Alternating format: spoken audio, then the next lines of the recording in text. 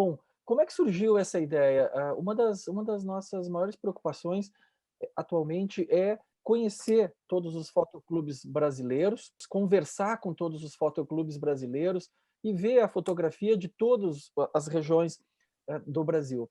Então, essa ideia do Confoto Brasil afora é uma ideia que não é minha. Não é minha. Essa ideia surgiu o Marilton que trouxe, está aí o Marilton, que trouxe essa ideia, o Marilton de Camaçari, me ligou um dia e me disse: Gandara, nós estamos querendo juntar o Brasil. Quem sabe a gente faz um evento de maneira com que a gente conheça fotógrafos, expoentes, gente boa da fotografia de cada região brasileira. Eu achei excelente a ideia desde o início, e quem tá na coordenação do evento é o Marilton, o Marilton vai coordenar também a nossa próxima reunião, que vai trazer um fotógrafo do Nordeste. Esse tipo de reunião faz com que a gente abra, esse tipo de projeto faz com que a gente abra os horizontes para cada reunião, para cada região do Brasil, mostrando a capacidade que a gente tem de unir o Brasil, de mostrar a sua diversidade. Essa é a intenção. Essa é a intenção, que a gente consiga conhecer fotógrafos do Sul, do Norte, do Centro-Oeste, de todas essas regiões. Nosso primeiro convidado é o Zig Koch. O Zig, ele é um convite do colega do Marcos Sander, para quem eu passo agora, Sander, fazer as apresentações e o início. Eu conheci o Zig Koch casualmente, vamos dizer, foi convidado uma vez nosso aqui. Nós fizemos em 2014, nós fizemos o mês da fotografia aqui em Blumenau. Nós tínhamos levantado uma verba junto com o governo que nos possibilitou instalar equipamentos, comprar equipamentos para usar no fotoclube, móveis, computadores, tudo que a gente precisou.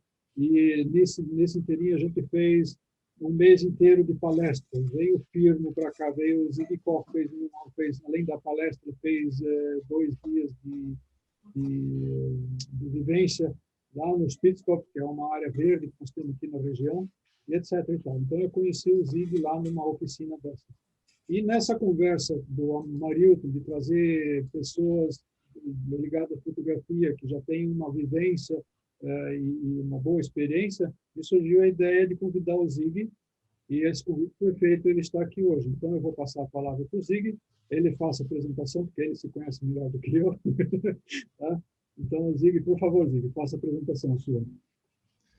Bem, primeiro, boa noite a todos. Muito obrigado pelo convite, né? Me sinto realmente honrado e feliz, porque é uma coisa que eu adoro fazer, é falar de fotografia, né? Então, para mim, é um prazer muito grande. E, inclusive, Marcos, aquele evento que teve foi muito agradável, muito gostoso, muito descontraído, né? E a gente sempre faz prática, eu acho que foi bem proveitoso na época, né? Bem, eu vou contar um pouquinho da minha carreira, né? Como é que eu comecei.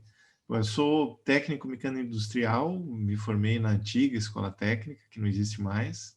Depois, na antiga, a atual PUC, né? Antiga escola, faculdade católica, universidade católica. E me formei em arquitetura, exerci 4 anos e eu tinha fotografia paralela na minha vida desde, eu acho que 16, 17 anos, uma coisa assim. E aí eu trabalhava num órgão do Estado, né? E me desiludi muito com a questão de planejamento urbano, como arquiteto, né? É uma coisa que eu gostaria muito de fazer, mas eu vi que eu era mais estagiário de político, quer dizer, todo órgão era, né? Do que propriamente um técnico a serviço da comunidade, né? E aí me desiludi e fiquei naquela dúvida, pô, ou monto um escritório de arquitetura ou parto para fotografia. E tive a oportunidade de fazer uma viagem com Haroldo Paulo Júnior, que talvez alguns de vocês tenham conhecido. Haroldo era uma pessoa fantástica, era porque faleceu, infelizmente, né? Um amigo excepcional, um fotógrafo brilhante, um conhecimento de biologia que poucos biólogos têm, né? E eu tive oportunidade em 85, se não me engano, ir para o Pantanal. Fiquei numa fazenda com ele no Rio Taquari durante um mês. Ele e um outro biólogo, acabou virando um grande amigo e infelizmente também faleceu num acidente. E aí eu voltei, o Haroldo ele pegou malária e aí eu fiquei mais uns dias lá com ele, durante minhas férias lá, e eu editei o material dele a pedido dele, né? Era tudo cromo, né? E aí, como esses arquivos aqui são tudo cromo também, viu? Tem 120 mil ali. Pensar que é $1 cada um, né? Se fosse fazer hoje. E aí eu fiz os dele e fiz os meus também num laboratório em São Paulo, que ele morava lá. E vi que as minhas fotos, a despeito do equipamento, que o dele tinha mais tele, mais coisas, as fotos estavam parelhas, assim, bem expostas, tudo.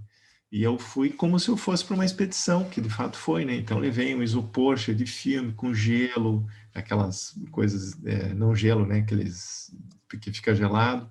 Levei as caixas de equipamento com silicagel dentro, enfim. Eu não sei como é que eu consegui carregar tudo, mas eu carreguei tudo na época, né? Imagina, quem fez cromo sabe, né? Que você tinha que levar uma câmera para cada tipo de filme. Eu levei mais formato médio, então eram 3 câmeras, mais formato médio, com umas 3 lentes, se não me engano, mais tripé, que era um froto grandão.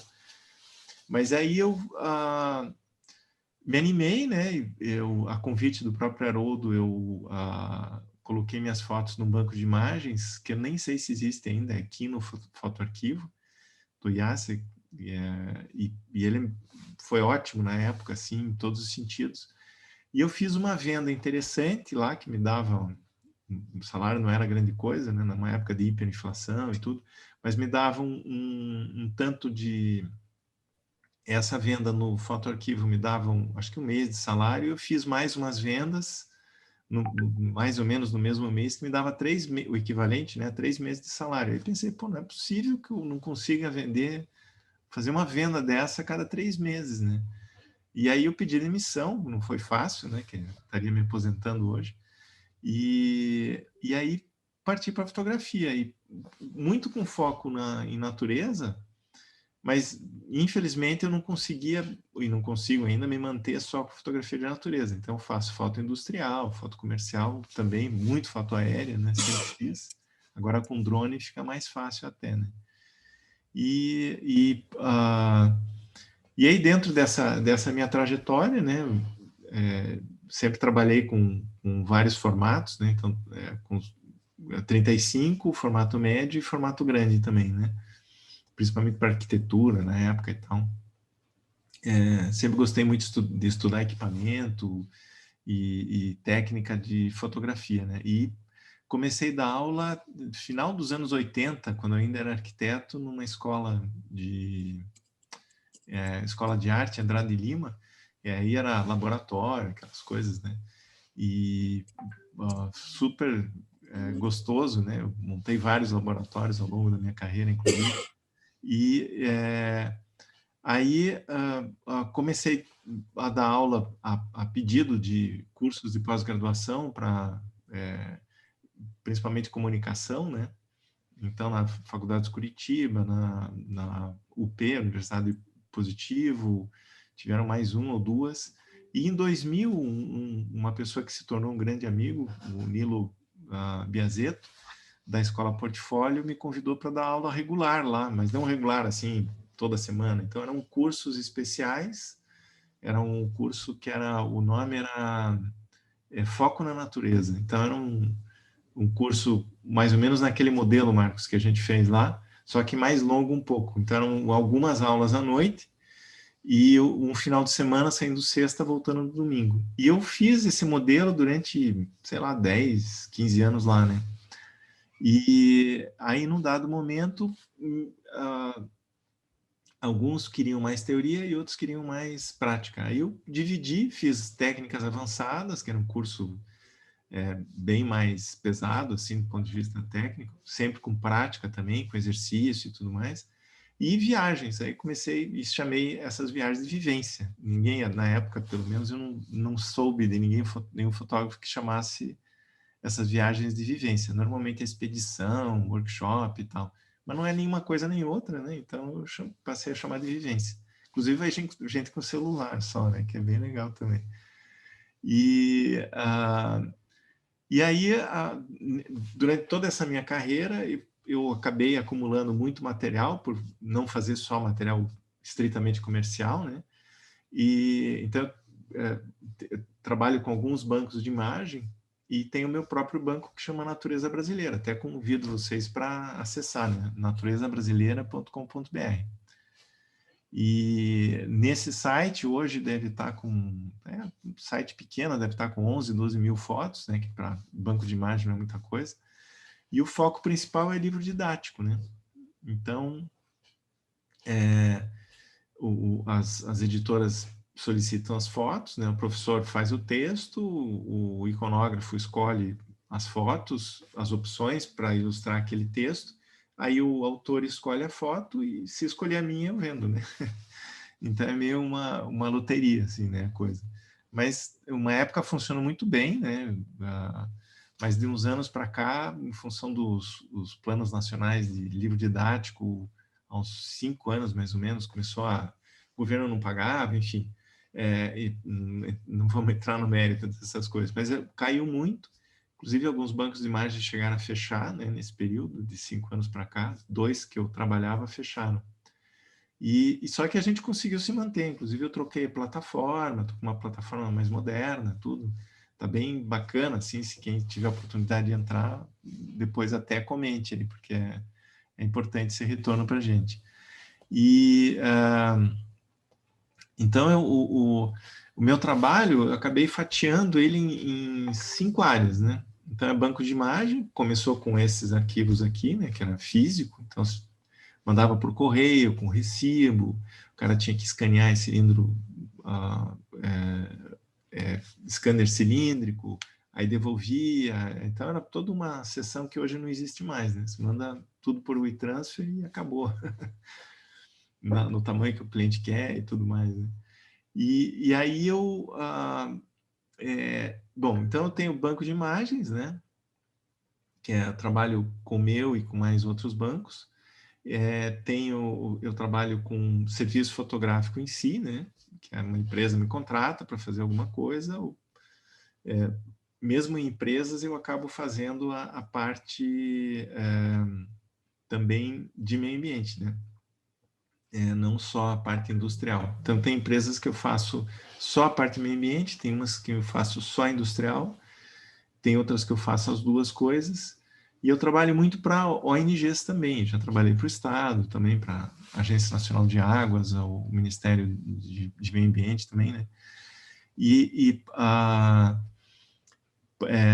Normalmente eu sou terceirizado, né, quando o governo, aí o terceiro que me contrata, né, que ganha licitação e tal, porque eu não participo da licitação, que trabalho sozinho, muito complexo, né, para uma equipe trabalhar.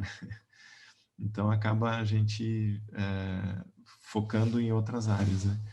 Bom, aí então tem o serviço fotográfico, eu trabalho com editora, né? Tem uma editora que chama Olhar Brasileiro, até, e esse livro aqui é uma experiência com a Ipsis Pro, ele tem 2 versões, ele ainda não tá à venda, né? Então tem esse maiorzinho, esse aqui do Pantanal, que vai ser feito sob demanda. Então eu vou encomendar uma tiragem, acerto a tiragem com eles, e é uma experiência nova, até, segundo o César lá, por sugestão minha, né?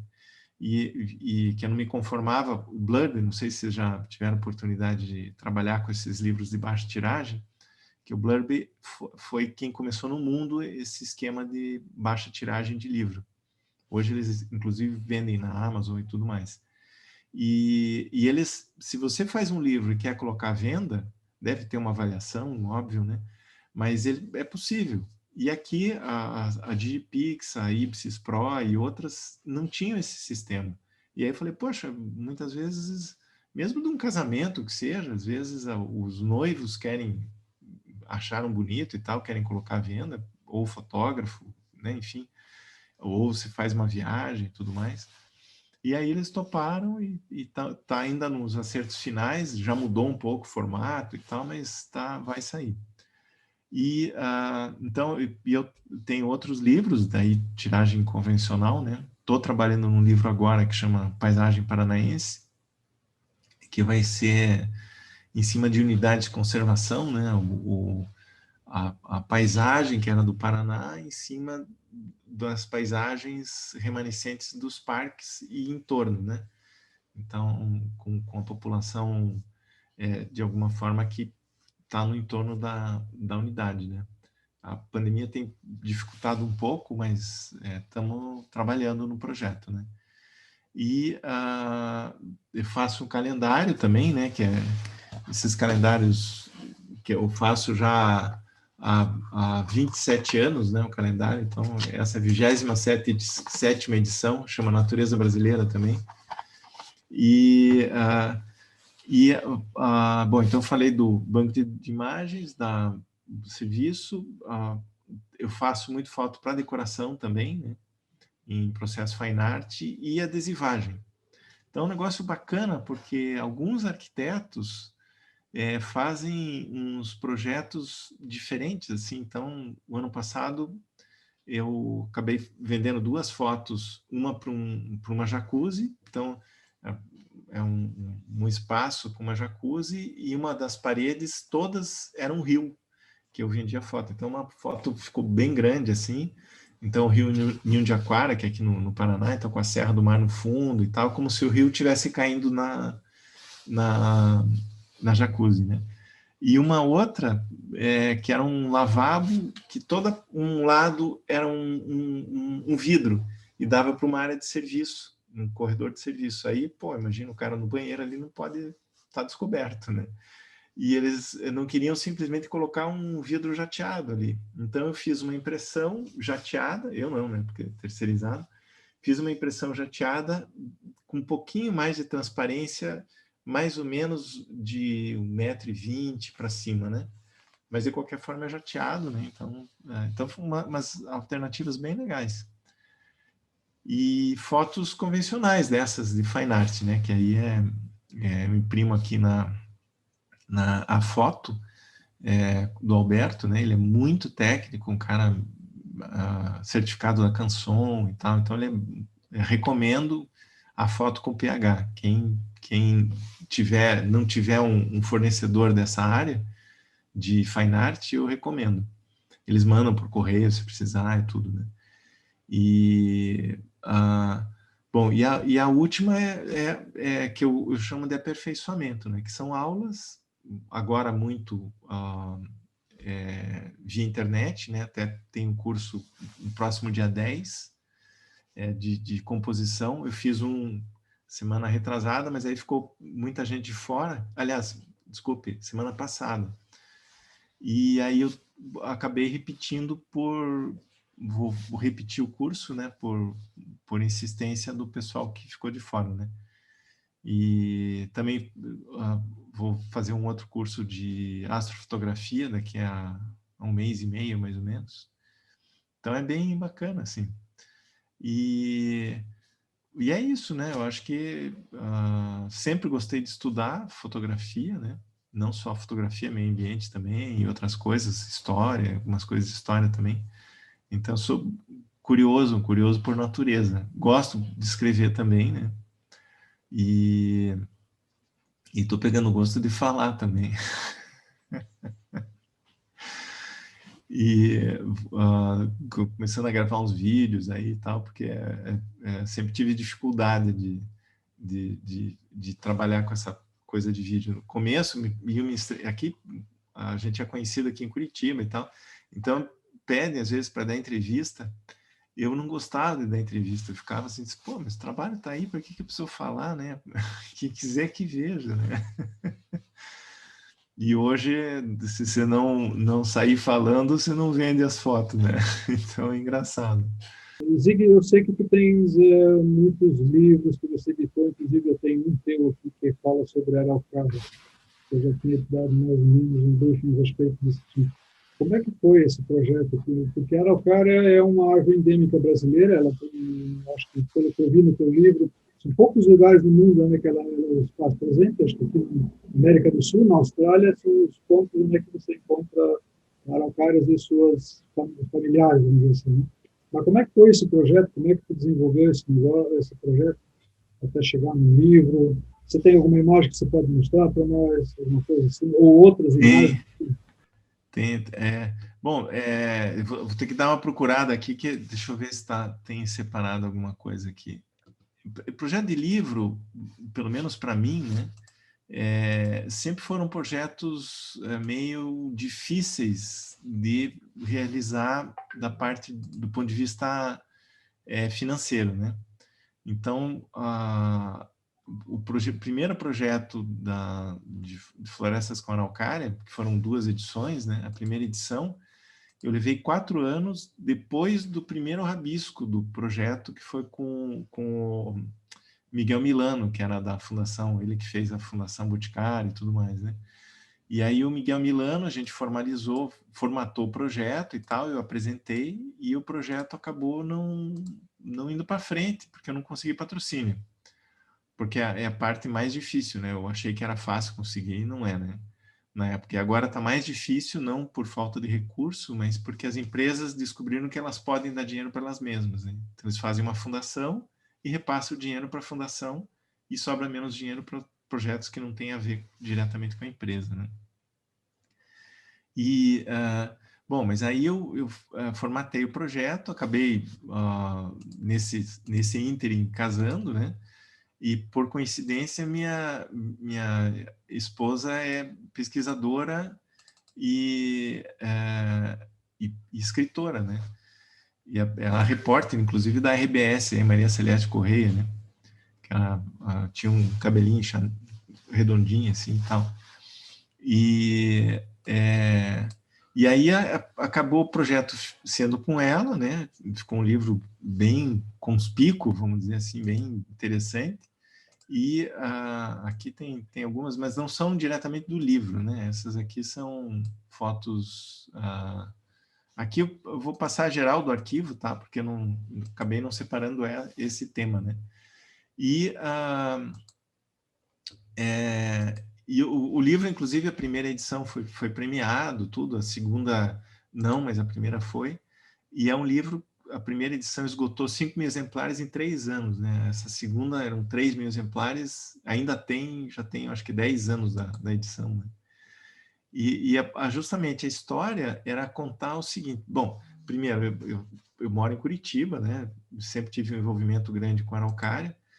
Meus pais levavam a gente para acampar e tudo mais, uma região que hoje é tudo cercado, mas na época não tinha cerca, e era campo natural, que é os campos de Curitiba que invadiam um município que chama Piraquara, onde é a região de mananciais de Curitiba. E aí eu fiz pela Comec algumas fotografias aéreas, e uma delas, que foi o meu marco, vamos dizer assim, era uma plantação de batata com uma araucária perdida no meio. Então, essa foto, inclusive, está no livro. Então, aquela campo arado com uma araucária e a sombra da araucária do lado. Eu falei, porra, não vai sobrar nada, né, cara? E aí eu fiz uma composição com 5 fotos no meu quarto e ficava olhando para aquelas fotos. Putz, tinha que fazer alguma coisa, né, e tal. E aí surgiu a ideia do livro, né? Mas uma coisa que é bacana é que esse livro ele conta a história, a ideia, né, era contar a história do, entre aspas, o esforço que a natureza, porque a natureza a gente tem essa ideia. Vocês estão vendo as fotos, gente? Que o zoom tem essas coisas, de às vezes você acha que está vendo, não é. Então, tem desde a parte geológica, o livro teve 16 consultores nas áreas científicas, né? Então, na área de geologia, de biologia, de história, de antropologia, que mais? A flora, a fauna. Então, teve, inclusive da primeira para a segunda edição, muita coisa mudou em função da pesquisa que evoluiu. Então, a própria distribuição da araucária, que se achava que ela vinha sozinha, naturalmente ela expandia o território, né? Que a araucária era mais ao norte do Brasil, né? Só que, imaginando que os continentes eram juntos, né? Quando separou, a gente veio mais para o sul, né? Junto com a África ali, e nessa área do sul tinha, junto com Austrália, Nova Hébridas e tal, sei lá, trisavós da araucária, a progenitora das araucárias, né? E aí, quando os continentes se separaram, né, as ilhas começaram a se formar e tal, ficou uns remanescentes lá, ficaram algumas araucárias, que não é nenhuma dessas que a gente conhece hoje, né? E elas foram sofrendo especiações e mudando a espécie. Então, você tem hoje identificadas aproximadamente 30, se não me engano, são aproximadamente 30 espécies. Até recentemente descobriram uma numa área muito pequena, numa dessas áreas perto da Austrália. E todas elas são no hemisfério sul, né? Inclusive aqui a gente vê os pinos, né? Que é um problema seríssimo de invasão de pinos em campo natural, que quase não tem nada, né? E eu gosto muito de fazer foto do interior de floresta, assim, e tal. Inclusive eu uso flash dentro da floresta, polarizador, né? Depois, na pós-produção, eu aumento o volume, né? Que volume é luz e sombra. Então, se dá mais sombra onde tinha sombra e mais luz onde tinha luz, você consegue melhorar o volume da planta, né? Essa, inclusive, é com flash, né? Então,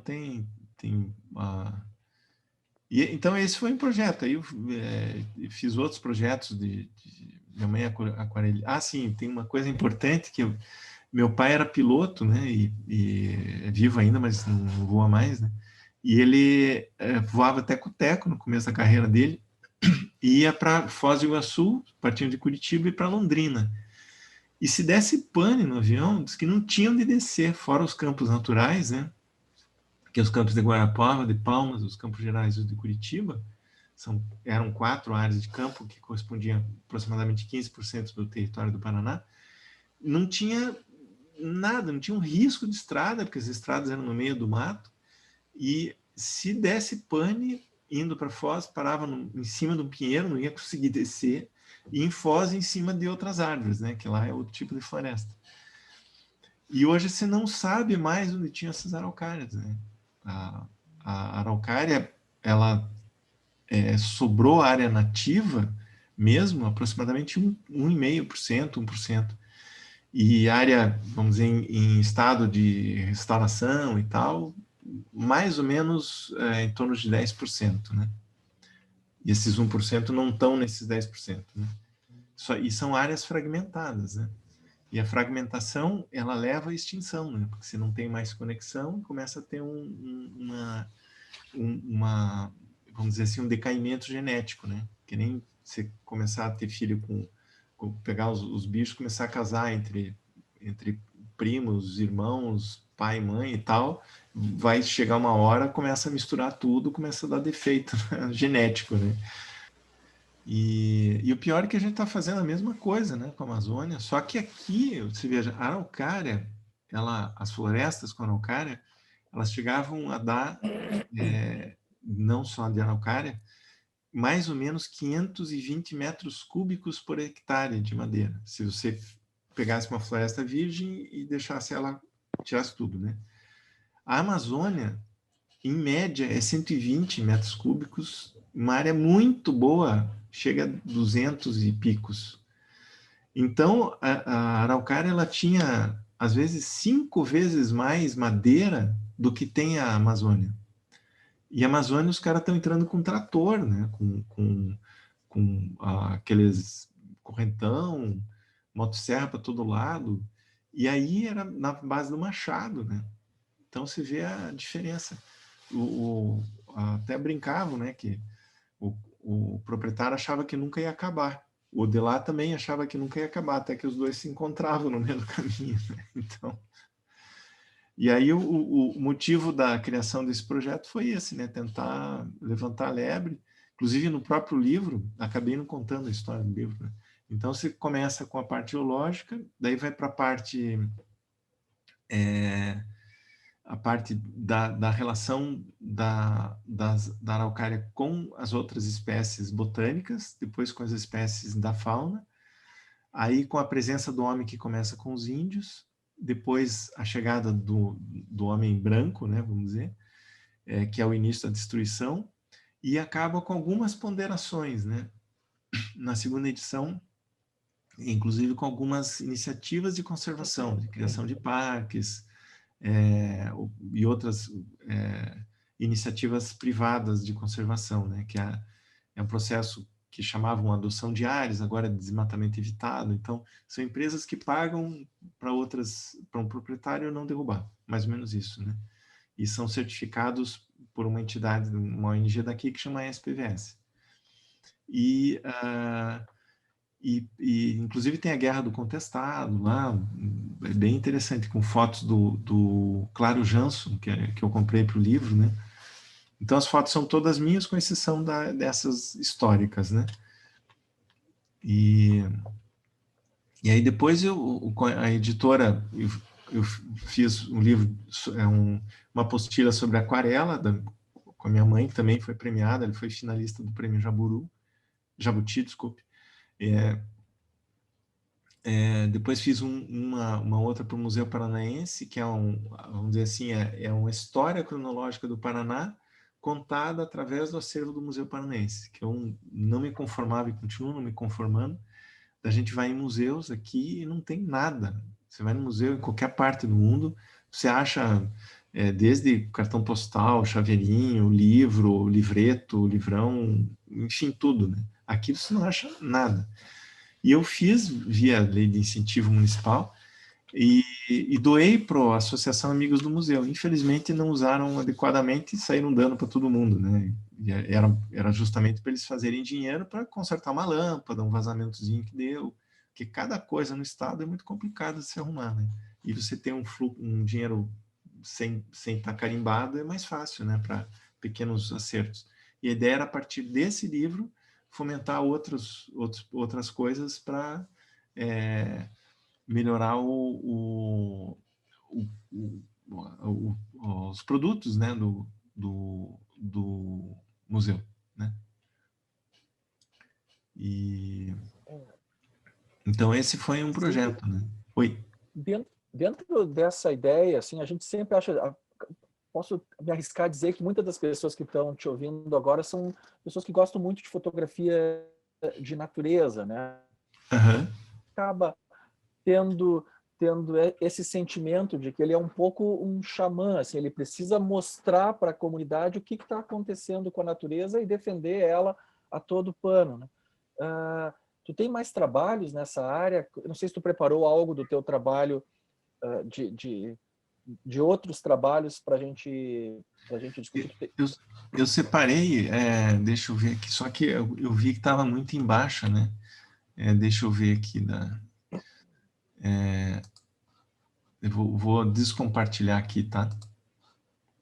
E dentro dessas formas do livro, das exposições, como é que tu acha que é a melhor maneira da gente ser ouvido, conseguir mostrar? A gente viu a importância que teve a fotografia e as imagens em geral nessa tragédia que aconteceu com o Pantanal agora há pouco, nessas situações que estão acontecendo com a Amazônia, né? Como é que tu vê a melhor maneira da gente ser visto, ser ouvido pela comunidade? Olha, eu acho que qualquer coisa é válida. Eu procuro mostrar mais as coisas belas, porque a gente todo dia está cansado de ver muita coisa pesada, né? Então, o noticiário não tem coisa bonita. Muito raro você ver alguma coisa, nossa, ufa, vou dormir bem essa noite, né? Você acaba de ver o noticiário, eu inclusive sou um que não vejo, porque você sai meio arrasado, né? É uma coisa assim que é deprimente mesmo, né? Você fica assim, putz, que coisa. Então, eu acho que a natureza, ela tem tanta coisa para mostrar para a gente, né? Deixa eu só ver se essa aqui... Ah, não, tá. Essa aqui Enquanto tá você legal. procura ali, deixa eu fazer um merchandising para você. Esse é o livro Ah, você está com o livro aí. Tem livro aqui. E olha, muito interessante a história do livro. Muita coisa que eu descobri que eu desconhecia da araucária. E é super bacana o livro. Toda a parte biológica, onde é que tem, como é que isso funciona, onde é que você encontra ele, que tipo de forma são as árvores, como é que ela é pequena, grande, o tipo de copa que ela tem. E fora outras coisas, peculiaridades. Você tem uma foto aqui dentro bem clara. De um lado você tem a araucária, do outro lado você tem campo e no meio tem um rio. Por que que isso acontece? Acontece que a gralha não leva a semente para o outro lado, então o rio é uma barragem. Então tem umas histórias aqui dentro muito bacanas. Eu gostei demais do livro, muito legal. É. E esse livro do Pantanal aqui é o primeiro livro que ele é mais... Tem texto também, né? Que esse texto até foi eu que fiz, mas ele é mais fotográfico, né? Que os projetos que eu faço acabam sendo todos muito pesados, assim, em termos de... Então, esse aqui tem mais fotografia e tal, mas tem texto também, né? Eu não consigo fazer aquele livro só, tem um textinho no começo e foto, foto, foto, foto, foto, foto, foto, eu não consigo. Então, ele tem que estar sempre amarrado com alguma coisa, né? E até as fotos de onça, que tem a foto que até foi premiada lá no Museu de História Natural de Londres, em 2013, eu acho. Tem a comida dele, né? Então tem a onça correndo atrás de uma capivara, daí tem a comida, que é jacaré e capivara, a principal comida deles, né? Então é interessante. Olha, gente, esse aqui é uma vivência fotográfica no... Assim, só complementando, né? A foto, ela a gente não... Hoje, principalmente, a gente não faz mais nada sem ver uma foto ou um vídeo antes, né? Então, você vai para algum lugar, você vai comprar alguma coisa, você vai comer alguma comida, você vai visitar alguém, você vai entrar no Facebook da pessoa, você vai ter uma reunião, você obrigatoriamente vai investigar antes, vai ter foto no meio. Então, a foto, ela assume um papel muito importante na vida da gente. Porém, em função das próprias mídias, né, que a gente nunca é possível saber quanto se fotografa hoje, mas alguns dizem assim que se fotografa por dia o que se fotografou no século passado inteiro, sei lá, né? Então é muita foto sem menor critério, né? Então a qualidade é muito importante, mas a qualidade não significa que você tem que ter um puto equipamento, claro que melhor se tiver. Mas, às vezes, a foto do próprio celular, você consegue imagens muito boas, desde que bem trabalhadas, né? Então, o enquadramento legal, a luz legal, você saber como expor e tal. E ela acaba ocupando um espaço maior do que se for uma foto simples. Tá melhor não publicar, né? A não sei que seja um registro, né, importante, familiar, sei lá. Mas se for para divulgar alguma coisa, que a foto ela tem que ter qualidade. E eu acho isso que eu enfatizo muito nos cursos, né? E nessas vivências. E eu procuro, quando eu vou dar palestra, coisa assim, uma foto que normalmente eu abro é uma foto de baleia. Então, em função do livro Moby Dick, né? A baleia era muito mal vista até meados, talvez, do século passado, né? E aí o Philippe Cousteau, que é o Jacques Cousteau, me influenciou e com certeza influenciou boa parte de quem fotografa e filma a natureza hoje, até biólogos e tal, que não trabalham com imagem. O Philippe Cousteau fez um vídeo fantástico, que era uma jubarte, que é a baleia que tem a maior nadadeira ventral, né? Então, as nadadeiras delas tem mais de 5 metros, né? Maior que essa sala aqui, a nadadeira do bicho.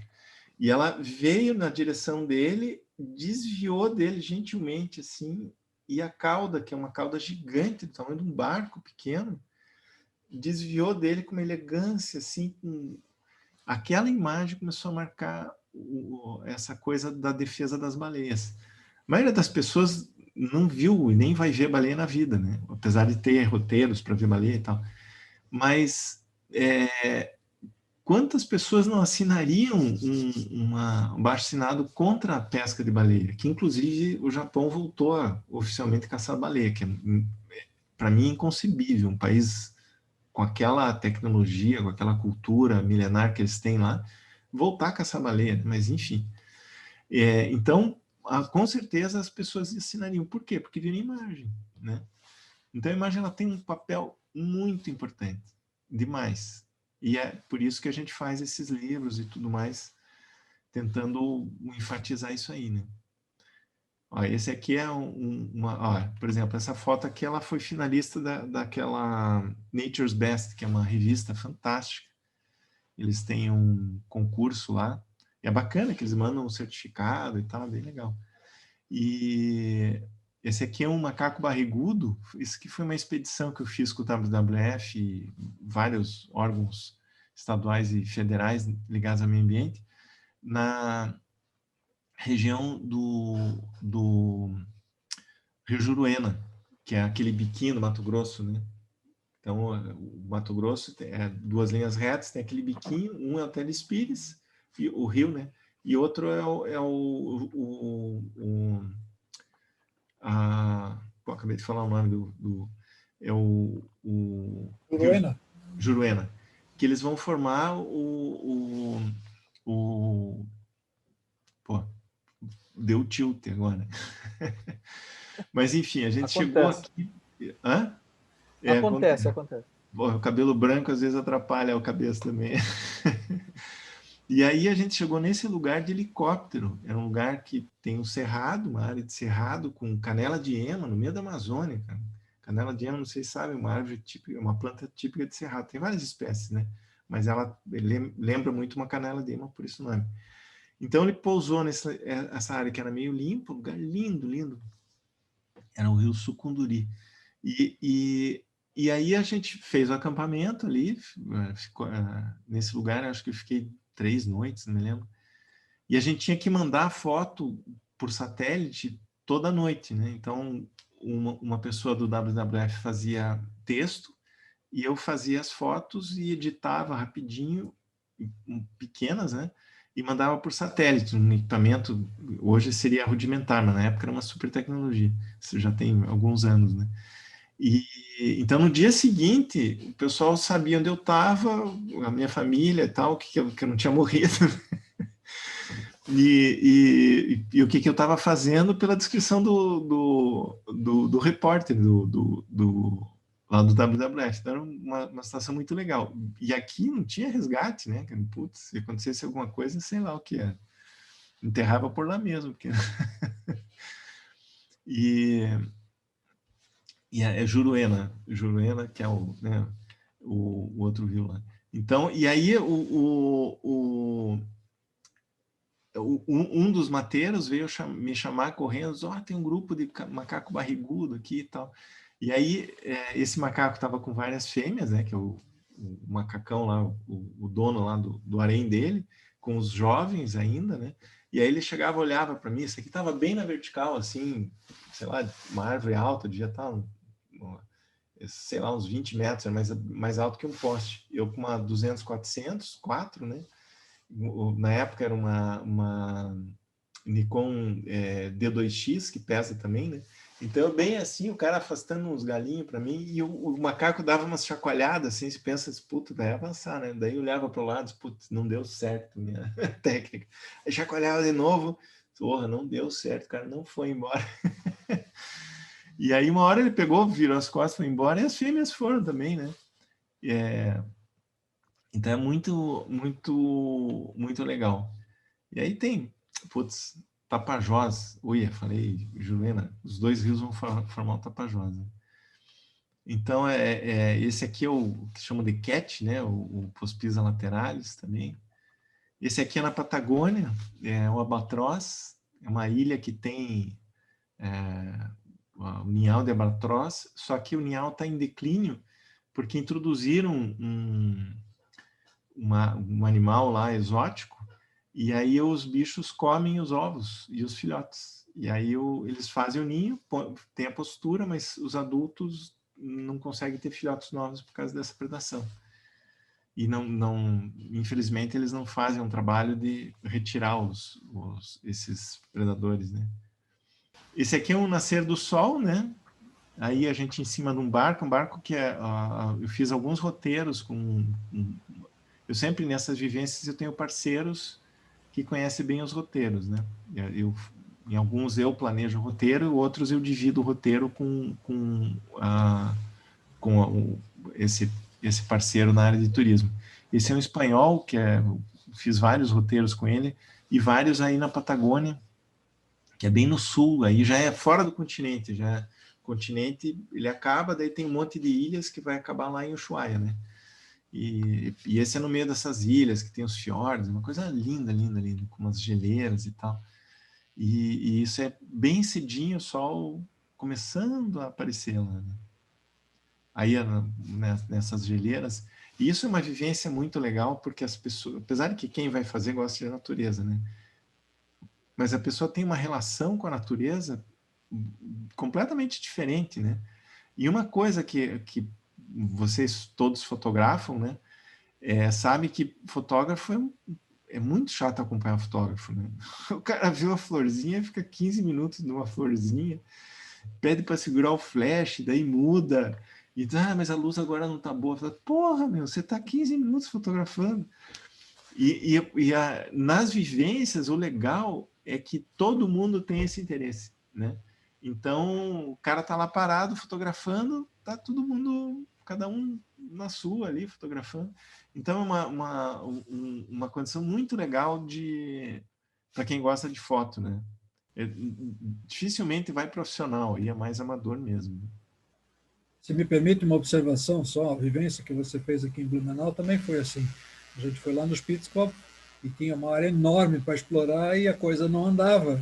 O pessoal mandou mais do que 100, 200 metros e todo mundo fotografando e botando flash, experimentando coisa, dando orientação, faz assim, faz assado, os caras vão lá. Eu acho que nós tínhamos 15 ou 20 naquele grupo, alguma coisa assim. Então aquilo não andava, não tinha jeito. Mas o legal é a produção fotográfica. Numa área tão pequena, com tanta gente, o que saiu depois de fotografia, algo assim. Foi bacana, né? Pô, cada um foi para uma floresta, mas não, cada um teve lá seu nichozinho para fotografar e trouxe trabalhos muito bacana com a orientação do Zig, foi muito legal. E o bacana é a apresentação que eu falo, eu chamo de avaliação, né? Mas não é uma avaliação em si. Que cada um apresenta a sua foto, eu vou lá para o fundo, né? Não me meto, só dou. Podia ser mais assim, mais assado, mas a ideia é o pessoal interagir. Porque o fotógrafo é um ser muito solitário, né? Então a gente lê livro, vê vídeo, faz curso e tal, mas você está o tempo inteiro sozinho, né? E de repente você está num grupo em que as dificuldades e facilidades são as mesmas, às vezes o equipamento é muito parecido, às vezes até o mesmo. O pessoal se troca lente, então experimente esse aqui, pô, que legal teu tripé e tal. Então tem uma troca que é impossível de outra forma, né? E eu acho isso muito legal. A fotografia ela pode te trazer um prazer que dificilmente outra coisa vai trazer, né? Que é o prazer de você observar, você baixa vamos dizer, tua frequência mental, né? Porque você tem que tá ali pensando na foto e tal. Você sai desse mundo do cotidiano, né? Então é uma forma também da pessoa se sentir feliz e realizada, né? E uma das coisas que até o último curso antes dessa pandemia presencial que eu fiz foi um curso que era assim, era 2 semanas separadas em 3 blocos. Então, o primeiro era pós-produção, começava calibrando o monitor, uma turma bem pequena, eram 6 pessoas, né? Foi aqui no estúdio, não tem muito espaço aqui para fazer curso, né? Mas comecei a fazer e ia fazer vários durante o ano, mas não deu. E aí, primeiro eu calibrei o monitor de todos, nunca fica muito igual, né? Sempre dá um pouquinho de diferença, mas já ficou mais parecido todo mundo. Aí eu entregava as minhas fotos, eu escolhi fotos, eram 5 fotos, cada uma com um problema e uma com uma solução, né? Então eram 4 com problema e uma com uma solução, em RAW, para o pessoal tratar a foto cada um do seu jeito. Aí eu via cada uma, daí eu apresentava do jeito que eu trabalhei na foto, né? E alguns até acrescentar, poxa, eu fiz assim, mas tem vários caminhos para fazer a mesma coisa e tal. Então, muito legal.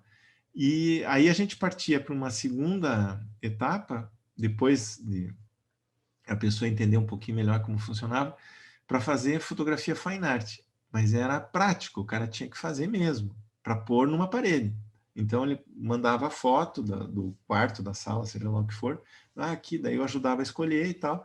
A gente foi na foto lá, o Alberto, aí ele que falou ali como é que funcionava, como é que não funcionava, mostrava os papéis e tal. A gente eu comentava alguma coisa quando achava necessário. Aí a gente partiu para o tratamento de foto para fazer fine art e depois fazer um livro como esse aqui. Então, cada um fez um livro, eu dei os vários endereços de empresas que fazem, cada um escolheu a sua, né? Ficou, na verdade, o Digipix e Ipsis Pro, né, que são as melhores. E, nossa, o resultado, as pessoas se sentiram tão felizes que você não faz ideia. E alguns começaram, depois me mandavam outros livros que tinham feito, né? E outras ampliações e tal. Então, a gente sempre faz um grupo também de WhatsApp, agora pode, né, Marcos? Na época não tinha. Faz um grupo de WhatsApp e nesse grupo a gente, mesmo depois de acabar o curso, alguns continuam se interagindo, né? Interagindo entre si, muito legal. Você vê, esse lugar tem 7 geleiras, gente. É a coisa mais linda do mundo. Aí esse é outro lugar com geleira. Então, você vê aqui, então, aqui a gente está no inflável, esse é o barco. Infelizmente, esse barco virou sucata, né? Já a manutenção começou a ficar muito cara, o barco da década de 60 e tal. E então aqui eu tô com o screen da lente, da câmera, aliás, virado para cima, fotografando praticamente no nível d'água, para conseguir esse efeito, né? E isso a gente insistia com o pessoal, diz, olha, gente, se você fotografar de cima, você diminui o bicho, né? Então procura fazer na altura do peito e tal, que você valoriza, não sei o quê. E aqui eu fiz justamente pegando o barco, né? Essa também é numa lagoa, eu estou no chão, né? Só que tinha eu não conseguia fotografar do chão mesmo, no nível d'água, porque tinha tipo um guarda-corpo de sal, né? Então a gente não conseguia baixar mais a câmera. E natureza é muita foto, né? Essa de drone, né? Uma geleira. Um drone é muito legal. Essa também é lá na Patagônia. Essa, não sei se vocês conhecem, Torres del Paine. Esse lugar é fantástico. Coisa mais linda. Tem umas caminhadas muito legais aí também. Então aqui você tem todo essa questão de composição, né? Então você tem o terço, aqui tem diagonal, né? Então é bem legal, né? E os guanaquinhos, são 2 também, um ia ficar meio perdido, né? Material, o que tu recomendaria assim como material básico para uma saída de natureza? O que é que tu usa nas tuas saídas e o que tu diz, olha, isso aqui não pode faltar? Olha, de equipamento. Eu monto kit de viagem, ou kit de saída para campo, dependendo o que eu vou fazer. Por exemplo, se eu vou focar mais em aves, vamos dizer que eu vá num lugar com um ornitólogo para fotografar aves. Então ele vai ter o playback, vai saber melhor do que eu, né, que os bichos estão e tal. Então o que eu faço? Eu tenho um colete que uma época eu cheguei a fazer material de fotografia, né, acessório. Então eu fiz bolsa, colete, coisa de tripé. Só que a empresa que eu trabalhava foi na época lá do Plano Collor, a empresa quebrou, né, e infelizmente não foi para frente. Mas eu fiz um colete que já tive, eu acho que uns 4, 5 coletes desses que eles vão estragando. Então eu ponho alguns acessórios, algumas coisas no bolso, né, que eu acho que eu vou precisar.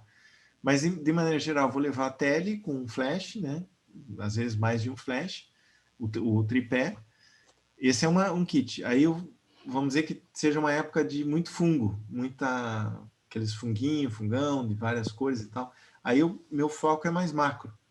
Então eu vou sair com 2 ou 3 macros, 2 ou 3 flashes, tripé, disparador. Se é uma saída meio, não sei o que vai acontecer, aí você sai meio tipo Pinheirinho, né? Normalmente eu levo 2 câmeras, né? Uma full frame e um APS. APS na tele, porque daí ela potencializa a lente, né? E a full frame mais para paisagem, macro e tal. Então depende muito da saída, né? Entendo. E hoje eu tenho recomendado para algumas pessoas que não têm o foco assim, nossa, eu quero fazer aquela foto que ninguém consegue e tal, que quer mais registrar, e principalmente quando não quer investir muito, mas quer fotografar aves, a Nikon P950 e P1000, que elas têm uma lente equivalente a 24-2000 a P550, a P950, que é a 900, a versão antiga dela, mas não fazia RAW, né? A nova faz. E a P1000, que é 24-3000, não chega a pegar a lua inteira. Então, claro que é um sensor pequeno, a qualidade não se compara a uma câmera DSLR, nem essas mirrorless, né? Mas ela custa o preço de um flash original desses de marca. Nossa, resolve, sei lá, 80%, 90% das fotos que o cara vai fazer. E é pequena, né? Fácil de carregar, tudo. Fácil, se tiver chovendo, você leva uma bolsa dessas impermeáveis, torce, põe dentro. Esses equipamentos é mais difícil, né? Porque é muita coisa, muito volume. Então você tem que ter sei lá, um sacão, não sei bem. Então se passa mais aperto, né, com equipamento grande. Então quem não tem esse foco muito forte na fotografia, assim, que quer fazer a foto e tal, eu recomendo essas câmeras. E até hoje as pessoas que eu recomendei têm ficado bem felizes, assim. Claro que aí tem as limitações, o foco é mais lento, não consegue fazer aquele foto, vamos dizer, se tem uma ave no meio de umas quiçaças assim, você não consegue dar aquele foco tão pontual quanto uma dessas profissionais, né? Mas eu acho que resolve super. Ô, Mas Zico, uma pergunta, nesse teu parecer ali de equipamento, etc. e tal, essas tuas vivências, normalmente são quanto tempo e quantas pessoas fazem parte disso? Eu procuro fazer, são 2 modelos de vivência. Quando é para o exterior, normalmente não ultrapassa 18 pessoas, que eu acho até muita gente.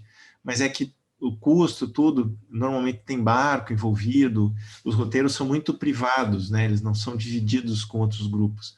Então, fora fica muito caro. Então, para viabilizar, tem que ter mais gente. Mas então, no máximo 18 e aqui no máximo 10. Então a gente vai com uma van, né? Vai o motorista, que muitas vezes é o próprio guia, o guia local, que é contratar. Eu contrato uma agência de turismo de confiança, né? Que eu conheço a agência já, é tudo. E aí essa agência providencia hotel, a van, o próprio guia, quando não é o próprio dono da agência, né? Por exemplo, Pantanal para ver onça é um grande amigo meu lá, o Fabiano Oliveira, que é espetacular. O cara tem barco, tem caminhão, tem tudo, né? E ele é guia desde, sei lá, eu encontrei com ele a primeira vez em 2002, ele já era guia, né? Então já faz um tempinho, piazão de tudo, né? E então essas vivências, elas são assim, quando é aqui, ou quando, vamos dizer, eu mesmo que organizo através de uma agência, eu procuro fazer não mais que 10, né? E já viabilizei com 4, isso meio que não tem ganho nenhum, né? Mas acabo viabilizando, né? Acabo fazendo porque a pior coisa é você cancelar, né? A gente está até com uma da Chapada Diamantina, que era para ter sido começo do ano, foi adiada, bem no comecinho da pandemia, foi adiada para o final do ano e agora está adiada sem data, porque não sabemos como é que está, né? E aí tinha Onça também, tinha Pantanal Sul, tinha a Chapada dos Veadeiros, Chapada do Diamantina e acho que só. Então, e tinham vários cursos também, né? Oi, desculpe. Digo, legal poder participar de um evento desse, de uma coisa. Sempre você aprende, você sempre. E ainda com acompanhamento seu aí para dar as explicações, acredito que o pessoal saia radiante com o resultado.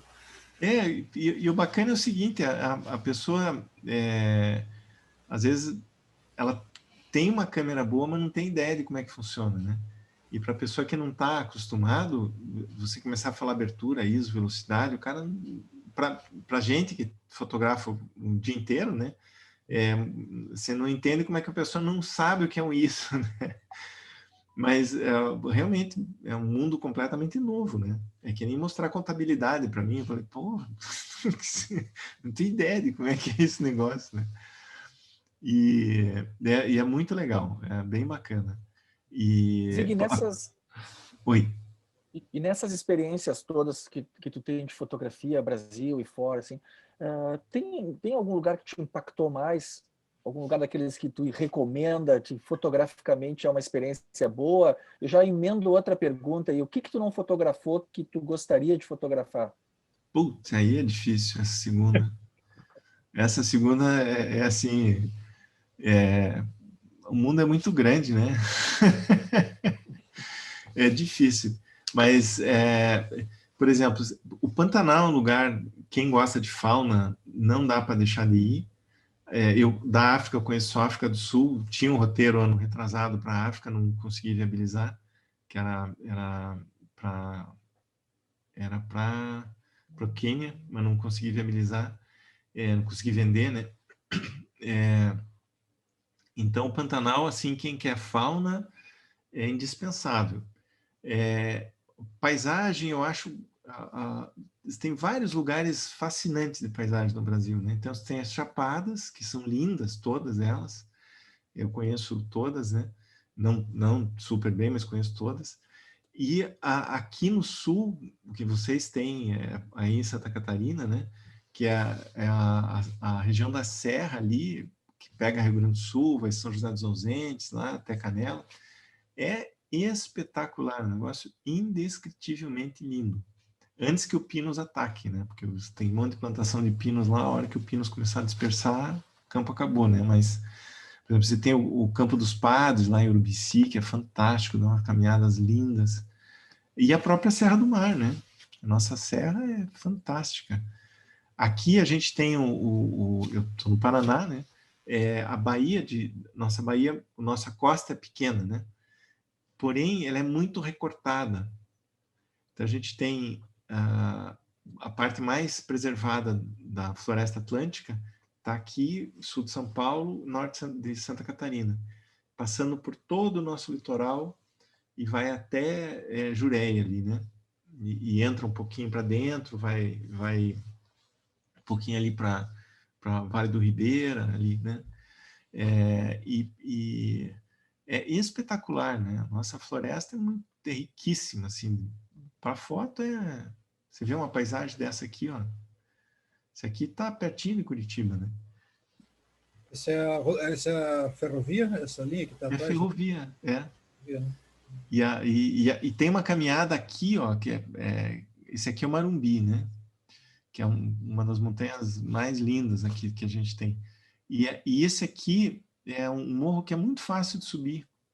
Ele tem um visual que é impressionante. Parece que está num anfiteatro, porque ele desce, forma um manto verde, assim. É tudo verde. Você não vê. Você vai ver a linha do trem, uma usina de energia bem lá embaixo, assim, e o resto é tudo verde. Você vê até o Pico Paraná, que é o ponto culminante dos 3 estados do sul, e o Marumbi na tua frente, assim, de uma forma que não dá nem para dizer de tão lindo que é. E é relativamente fácil de subir. Aí da estação de trem ali, você caminhando mais ou menos, você está em meia hora, máximo 1 hora, você está lá em cima, assim, caminhadinha tranquila. Você vai subir isso aqui praticamente, então. Só que do outro lado, né? Então a estação está atrás do morro, você vem caminhando, vem por trás aqui, daí sobe aqui e vem para chega aqui nesse cume. Lindo, lindo. E aqui, quem gosta de escalar, tem um monte de escaladas, caminhadas e tal, é muito legal. Ó, esse aqui em Guaraqueçaba, né? Então, você vê as canoas colocadas, claro que não foi que pus, né? Mas elas colocadas de forma que conduz o teu olhar para baixo aqui, né? Isso aqui é bem interessante. Essa é a felicidade do menino, não tem estrada onde ele está aí. Isso aí é na ilha do Superagui. Essa é a Barra da Ararapira, que inclusive está fechando porque arrombou. Isso aqui é São Paulo. E arrombou um pedaço ali, vocês olhando no Google, se pega o norte, sul de São Paulo, norte do Paraná, você vai ver que era uma restinga que ela arrombou no meio.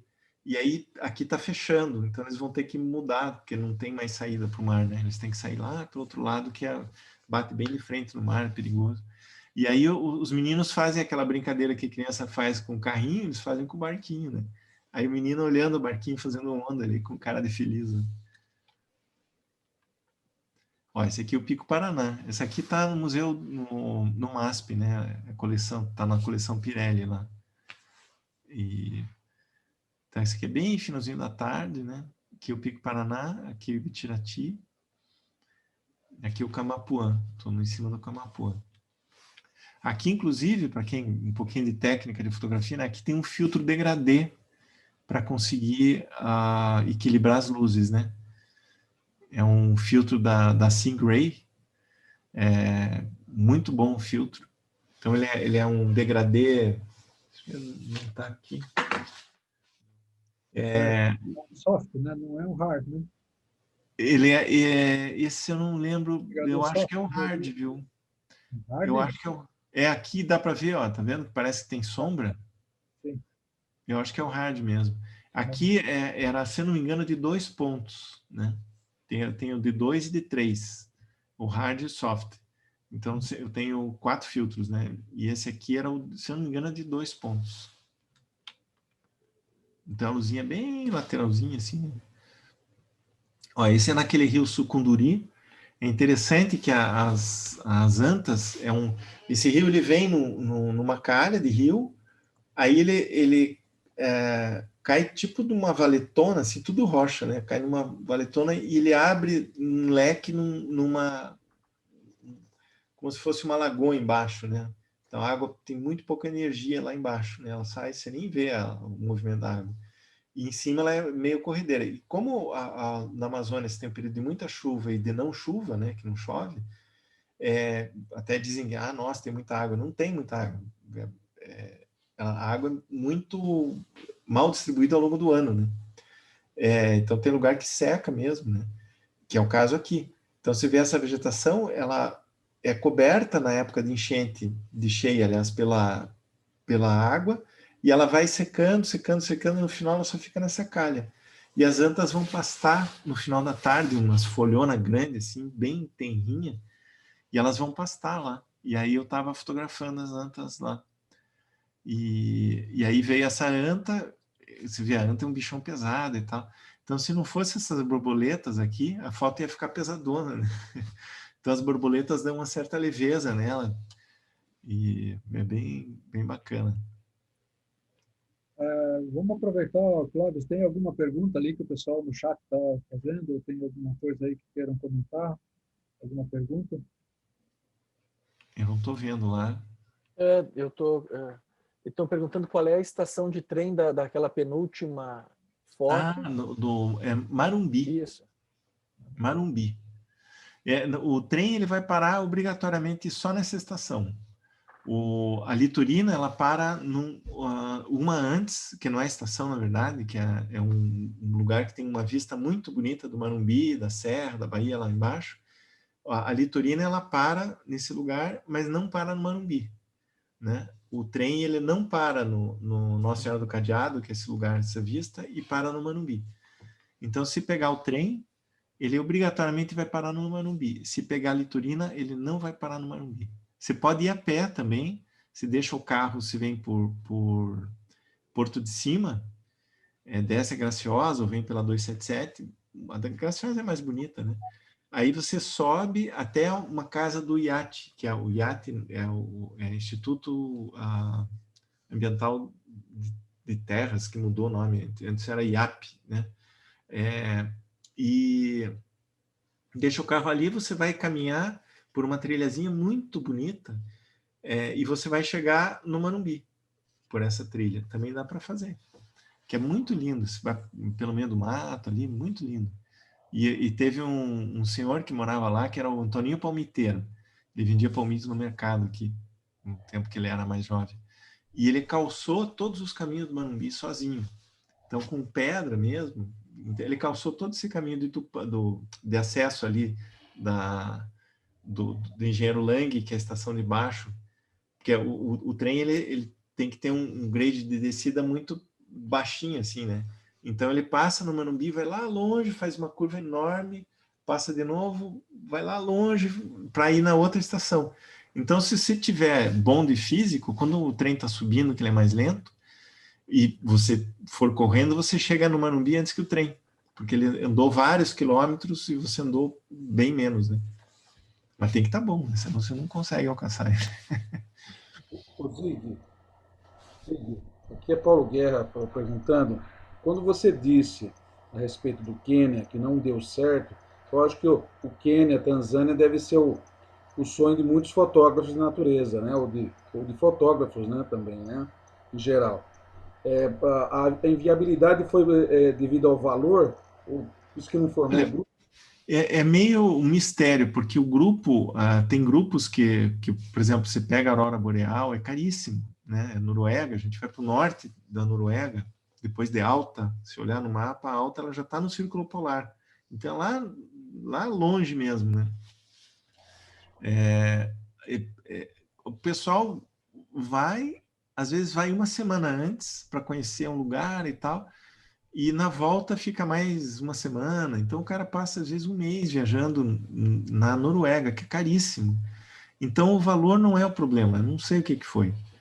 E é claro que para alguns né? Mas para parte do grupo, que a gente até achou, eu e Antônio, que era esse da agência, a gente achou que o pessoal ia estar super a fim de ir para a África, não curtiram. E era um negócio super exclusivo, longe, numa pousada completamente isolada, com o cara, ele é alemão, se não me engano, alemão ou sueco, agora não lembro, que é o dono da pousada, dessa pousada, e ele é fotógrafo. Então ele ia te levar assim na boca do gol, era só chutar. Mas Assim, infelizmente então, o valor, África, lógico, a África do Sul sempre é mais em conta do que Quênia e é. Tanzânia, é isso? Isso, pra você ter ideia, há 2 anos atrás, ele estava, não chegava a $5.000 o roteiro, de 10 dias, com tudo incluso. Não tem roteiro mais barato para a África. E não conseguimos vender. E a gente, claro, ofereceu para outros e tal. Não sei se era a época, sério que eu não entendi. Eu achei que a África ia vender super fácil, não vendeu. E outros roteiros que eu achei que não iam vender tão fácil, como a própria Patagônia, né? Que você está embarcado num navio o tempo inteiro, né? Um naviozinho pequeno, chacoalha, que tem alguns canais lá que venta muito, então ele chacoalha mesmo. Você está no meio do Estreito de Magalhães ali. E a gente conseguiu lotar 2 roteiros, né? Então não tem uma lógica assim. Eu já tive roteiro de onça que eu fui com 4 pessoas e eu já tive roteiro de onça que ficou gente de fora, que eu não consegui, que aí são 10 pessoas mesmo, né? Não é mais que 10. Porque até por causa da estrutura, barco, van e tudo, né? Se for um a mais, você tem que contratar mais um barco, aí já quebra todo o ganho que você vai ter, né? Ó, esse é um primata endêmico lá de Manaus, muito ameaçado em função da fragmentação urbana, né? Que é o sauim de coleira. E ele é bem mansinho, isso aí estava na casa de um cara, ele vinha comer banana na casa do cara, parece que tá na natureza, na verdade, né?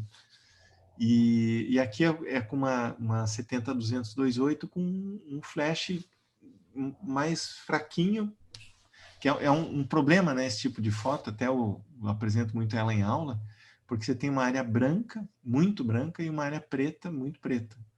Então, você conseguir equilibrar é quase como fotografar casamento, né? Que você tem o noivo de preto e a noiva de branco. Então, você conseguir equilibrar as luzes ali não é fácil, né? O cara tem que ter um certo conhecimento, né?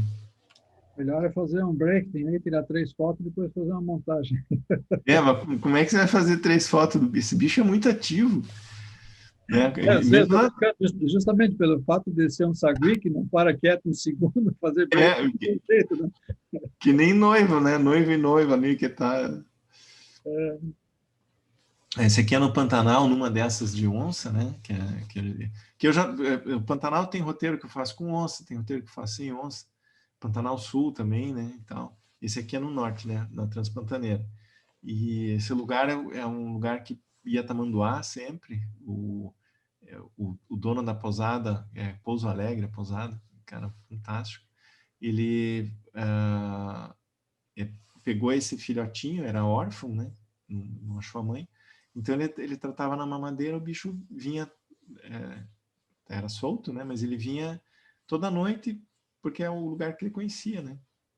Então, na boca da noite ele vinha. Aí fui fazer as fotos, né? Me ajoelhei no chão, eu via que ele estava no meio da grama ali. Falei, pô, o que será que ele está comendo, né? Claro que o bicho come formiga, né? E eu ali, pô, de repente as formigas que me acharam, gente. Nossa Senhora.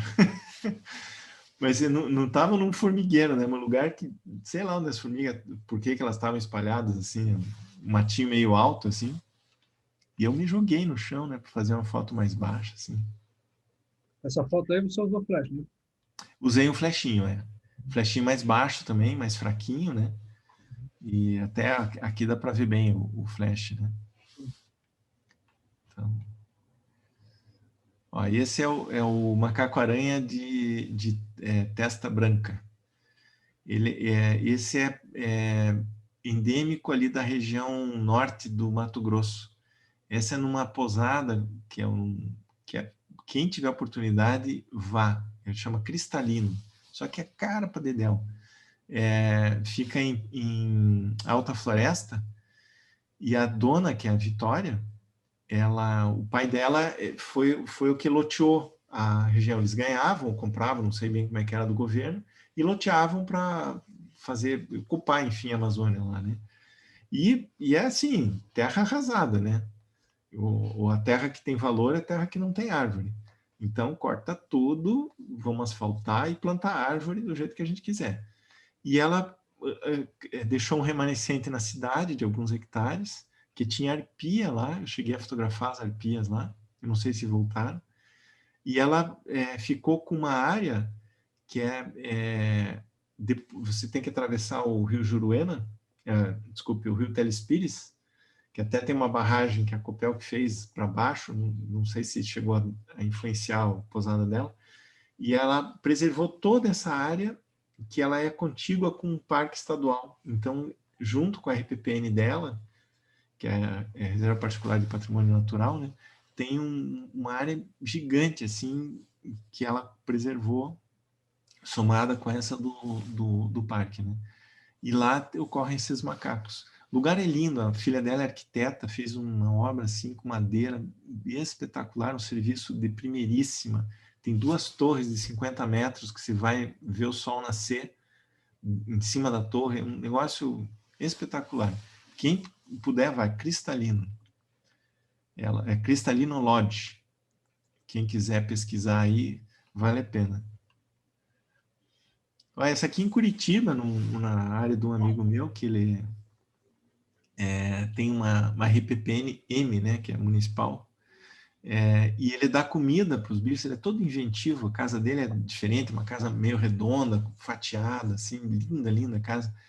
E ele, até eu tive várias belinas, minha primeira belina foi dele, comprei dele. E ele me cedeu um modelo para fazer um caiaque, então eu fiz um caiaque de madeira e lona, baseado no modelo dele.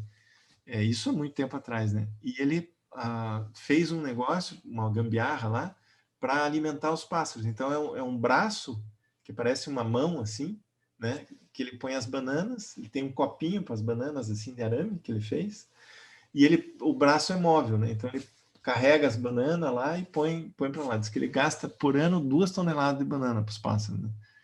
E dependendo da época do ano, vem os morcegos comer as bananas, né? Então é muito legal. E aí você deixa ela mais ou menos, a câmera acertada no foco, e quando vem o bicho sai disparando, né? E nós peguei muita foto de morcego. Mas muito parecidas as posições, porque eles devem vir pelo mesmo buraco, né? Então a posição é quase sempre a mesma. Zig, deixa eu fazer uma pergunta para ti.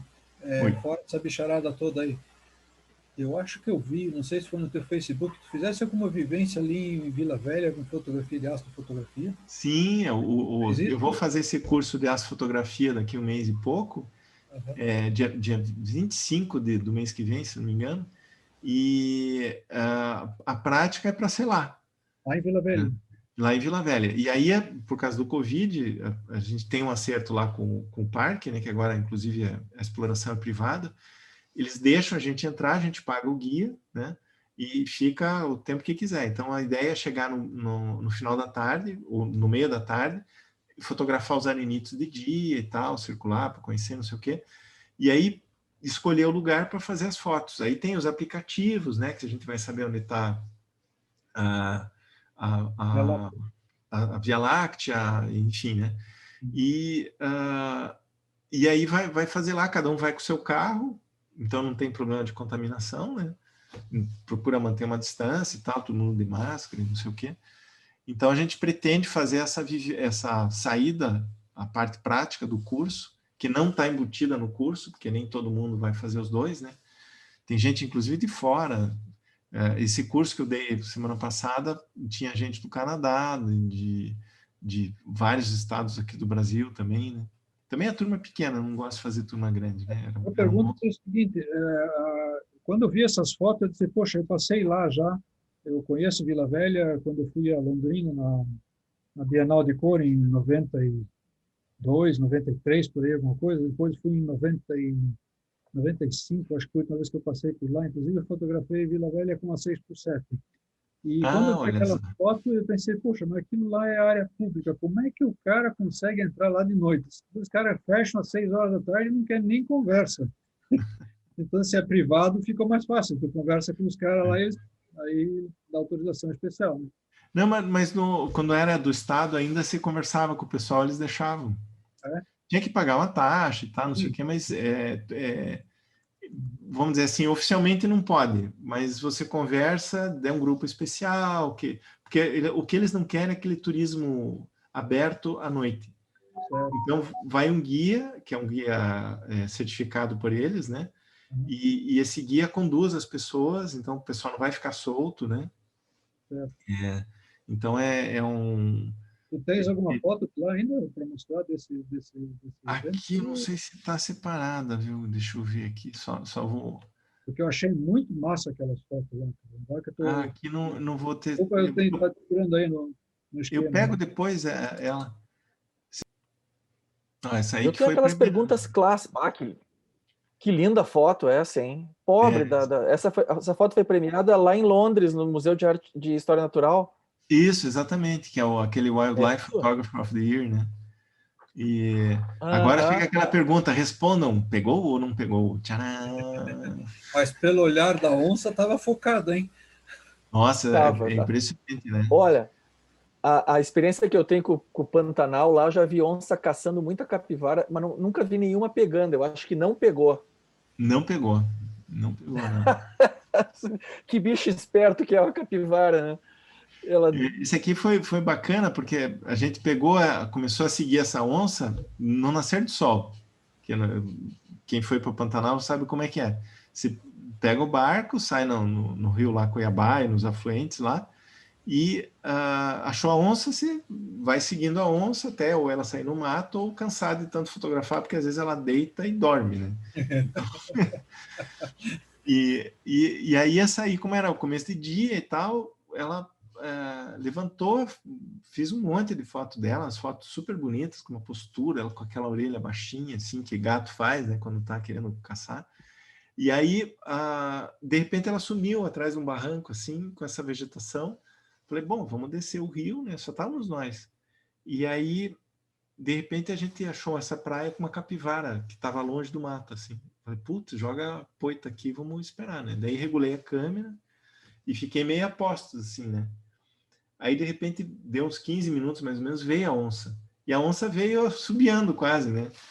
A hora que a capivara viu, saiu correndo. E, para minha sorte, a capivara correu assim, né? Então, ela está na minha direção aqui. E você vê que a onça está fazendo curva. Então, a onça estava vindo aqui a capivara veio correndo e eu estava aqui assim, né? E aí a onça, eu consegui pegar as duas juntas, né?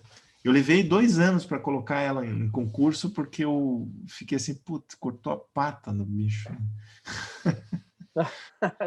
Mas a cara da onça é genial. O pessoal tá preocupado aqui no chat com o fotógrafo, mas acho que tu estava embarcado aí, né? Tava embarcado, você não tem. Quantos prêmios você O- fez? Quantos disparos você fez aí? Pois ó, eu tava com uma D300S, que faz 7 por segundo, né?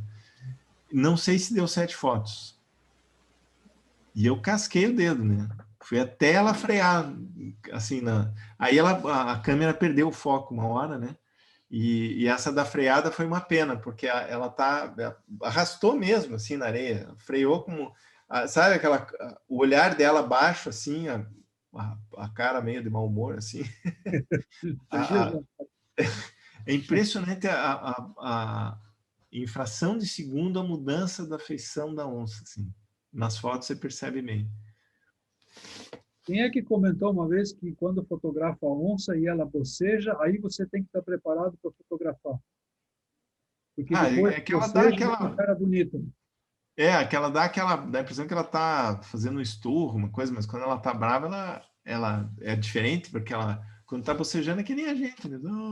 Ah, mas diz que depois do bocejo, aí o rosto dela fica de novo, fica legal. Não sei, escutei algum fotógrafo É, desse aí que comenta esse tipo de coisa, aí, não sei. Por isso que eu pergunto para você. ó, essa é outra, né? Que é linda, linda essa onça. Não, e olha a luz, né, cara? Putz, linda. Saiu os dois irmãos. Lindo ver eles brincandinho, assim. E às vezes você passa do lado e não vê, né? Você passa, às vezes, várias vezes no mesmo rio, assim, e de repente os bichos estão ali a 2 metros, só que estão atrás de uma moitinha, né? Essa também foi premiada na Nikon. Essa é o Rio Juruena. É o Salto Augusto lá atrás. Eu fui Também 2 de vezes. barriga na terra. Oi? Desculpe. Não consegui. Também com bem deitado, com a barriga no chão. Essa eu tava com a câmera Tem encostada uma imagem. no chão. Essa é D2X, essa aí. Com uma 12-24 com polarizador. Com 1,80 avos de segundo para dar essa borradinha. Movimento. É. Essa aí é lá da Aurora Boreal, uma das fotos, né? Eu fiz 2 grupos, né? Você vê 2 grupos na Aurora Boreal, consegui lotar 2 grupos lá e não consegui vender a África, que é a metade do preço praticamente, né? Eu vejo muita coisa lá no norte da Noruega, lá o pessoal vai para Lofoten. Esse é o melhor, é um dos melhores lugares do mundo para ver a Aurora Boreal, né? Tem uma estrutura boa, tudo. É muito bonito lá. Só que a Aurora Boreal pode ser que role, mas pode ser que não aconteça também, né? Que ela depende dos ventos solares, né? E é interessante que os satélites, tem satélite para monitorar esses ventos solares, né? Porque eles podem estragar equipamento e tudo, né? Quando isso é muito forte. E então, com 8 horas de antecedência, que é o tempo que leva do Sol para chegar até aqui, eles conseguem prever aonde e onde vai ser mais forte a aurora boreal. Então, você tem um aplicativo que os caras ficavam olhando o tempo inteiro lá. Cheguei a instalar o aplicativo. Depois desinstalei, né? Porque aqui não tem aurora boreal. E olha que bacana. A Aurora Boreal é uma experiência muito legal, muito bonita. E o legal desses grupos que eu faço é que não é só a aurora boreal, né? Então, você vai andar de trenó de cachorro, tem uma pessoa que vai preparar uma comida se não almoça em restaurante, aí vai tomar banho de jacuzzi à noite, ao ar livre, com menos 20 graus abaixo de zero, que é 20 abaixo de zero, claro. Então é bem interessante, você está na jacuzzi, o cabelo cheio de neve, e você ali, né? Muito legal. Aí vai pescar num lago congelado, né? Vai ver as renas, né? Esse é um roteiro opcional porque para ir lá é com motoneve, né? É $300 a motoneve. Então, quem não quiser, não vai, né? Essa aqui na Chapada dos Veadeiros, a Cachoeira das Cariocas. Esse é no Pantanal Sul, um cervo do Pantanal. A foto mais bonita de cervo que eu tenho é essa aí. Foto com filme ainda. Uma 600mm e uma F4. Aí é interessante que é a foto com assinatura do lugar, né? Porque ali atrás é o Morro a Ilha dos Irmãos lá, que é na Noronha. Então esse Atobá não tem como dizer onde ele... Ah, não, eu fiz ele no Rio de Janeiro. Não, isso é em Noronha, né? Então está assinado o lugar, isso é uma coisa bacana em foto. Você dá sutilmente assinar o lugar que você fez a foto, né? Mas se fosse azul, a patinha... Ah, bom, aí já é Galápagos. Aí, Galápagos. É. Mas eu tenho também. Lá também a gente fez um grupo de também 18 pessoas, né? Galápagos. Ilha da Páscoa, você chegou aí já, não é? Não, essa tá... É uma das... você, né, Carlos, que perguntou os lugares que eu gostaria de ir. A Ilha da Páscoa é um deles, né? Voltar para Galápagos. Mas, nossa, é tanto lugar que Deus livre. Zig, deixa eu te perguntar, nós estamos... em termos de pós-produção, tu usa o tradicional que a gente usa, Lightroom, Photoshop, ou tu tem alguma dica de softwares ou processos de pós-produção que te ajudam bastante? Eu uso basicamente o Lightroom, alguns preferem, eu uso o Photoshop. O Lightroom eu recomendo para quem está começando, que não tem um arquivo como o meu, né? Porque o meu, como eu migrei do filme para o digital, eu já tinha um sistema de arquivo, né? Que ele é com letras e números. Então eu adaptei esse mesmo sistema de arquivo para o digital, colocando um D na frente, né? Então tenho... são mais ou menos, acho que mais de 300 classificações por assunto, né? E aí, no caso do digital, é só botar um D na frente e tá resolvido, né? E aí, sequencial. O outro era uma combinação de pasta e não sei o que e tal, com número, né? O número da pasta e número do assunto e da pasta, né?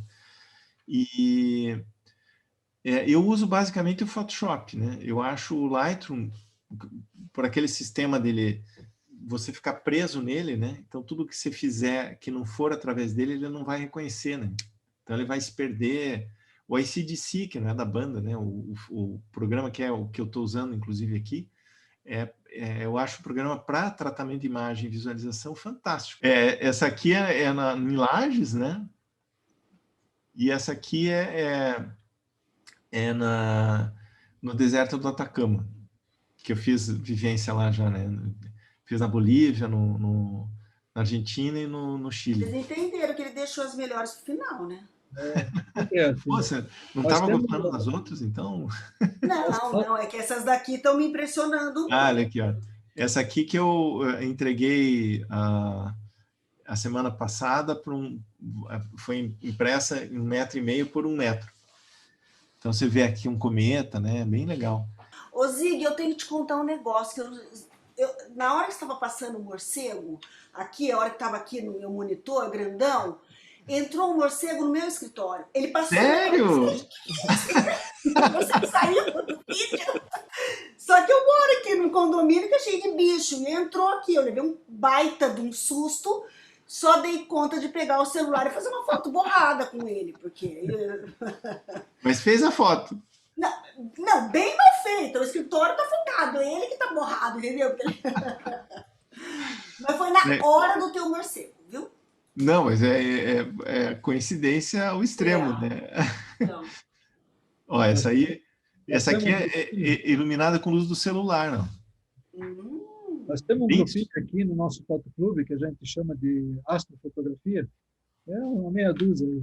E nós já fizemos algumas saídas para fotografar Via Láctea. Ano retrasado, nós fomos ver lá no Soldado Sables, que é em Lauro Miller, E para o ano passado nós tínhamos programado a Coxilha Rica, em Lages, que é o lugar aqui em Santa Catarina que tem a menor incidência de poluição luminosa. Mas em função de Covid, da vida aí, o negócio está na gaveta. Puta, esse é Covid, olha... E olha, Coxilha Rica lá tem um programa aí que Light Pollution, se não me engano é o nome do programa. Tem o TPE de fotógrafo. Sim, mas o Light Pollution ele te dá o mapa certinho onde é que você tem a poluição da cidade. Tá? Então, teve uma polêmica até esses dias aí, o pessoal fotografou as cascatas do Iguaçu, Foz do Iguaçu, com a Via Láctea. O pessoal, mas isso aqui é montagem, porque tem muita poluição luminosa naquela região. Foz do Iguaçu, tem a Cidade de Leste, e as cataratas estão ali, então depende de como você fotografa, você tem a linha do horizonte totalmente laranjada. Tá? Então, mas é um desafio procurar um bom lugar para fazer fotografia de estrelas. Dá, nas cataratas dá para fazer. Porque você não está vendo o horizonte, você está olhando assim. Abaixo da linha do horizonte. Então dá. Boa noite, é o Marcos aqui do BC Click. Só uma curiosidade, naquela que você mostrou a Via Láctea completa, ali você montou uma panorâmica ou você tem que estar com essa daí, com uma gigantesca grande angular aí? Essas são 8 fotos. Se entrar no meu Facebook lá, eu tenho um videozinho que eu mostro, claro, é 1 minuto, né? Mas entre lá depois, Zig Koch, fotógrafo, eu acho. Já entrei lá, já estou inscrito. Tá ligeiro aqui. Não, aí, é Instagram, mas eu vou entrar no Face, então. Mas são 8 fotos aí. Aí eu montei com... Só que eu montei as fotos e ela fica esquisita, assim, você vai ver na postagem. Aí no Photoshop você tem aquela ferramenta, se seleciona, né? Aí você vai em distorcer em português ou warp em inglês, né? Aí você puxa as partes e tal, só que tem que tomar cuidado para não ficar falso, né? Uhum.